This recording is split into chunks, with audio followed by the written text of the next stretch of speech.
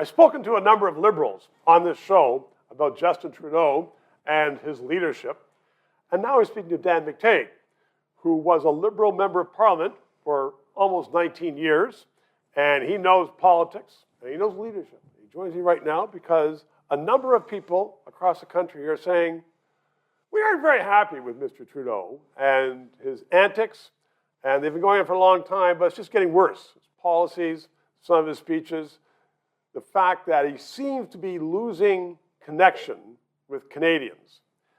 Now, there's some polls out to that effect, but is there a mechanism anymore, or should there be if there isn't, to get Mr. Trudeau out, or to say, oh, people, let's have a re-examination?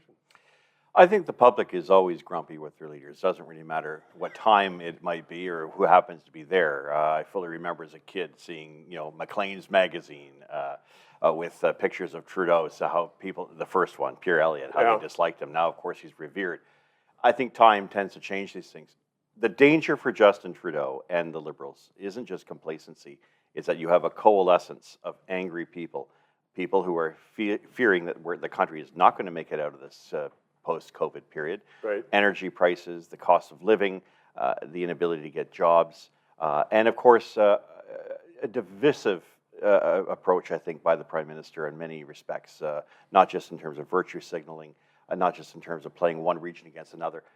You have to be very careful that when the economy begins to slow down, or slow down dramatically, it doesn't really matter who's in power, how popular you are, you're gone in the next election. And I know a little bit about that. So for what it's worth, I have felt that. And you can tell when the public decides it's going to change for a variety of reasons. I think we're seeing that change. So should the party get ahead of that, though? And should any party, Liberal or Conservative, when there's bad times out there, say, okay, we get it, and we're going to change? Hey, look, I think this group of members of Parliament were handpicked by Trudeau. It's not likely that they're going to bite the hand that feeds them. Well, the ones that would have didn't run the last time. Oh, exactly. But you now have a circumstance where, even though we saw the display of the O'Toole, debacle, where the caucus got together, and that's a wonderful part of our new democratic freedoms. It's one of the reasons I applaud this. I just don't think the Liberals are going to exercise it, not just because the good guys left or those who could possibly replace him. I suspect that for many people, without Justin Trudeau, there is no so-called Liberal Party. Well, it's a good job. They get paid very well in Ottawa, and there's a lot of perks that go along with it.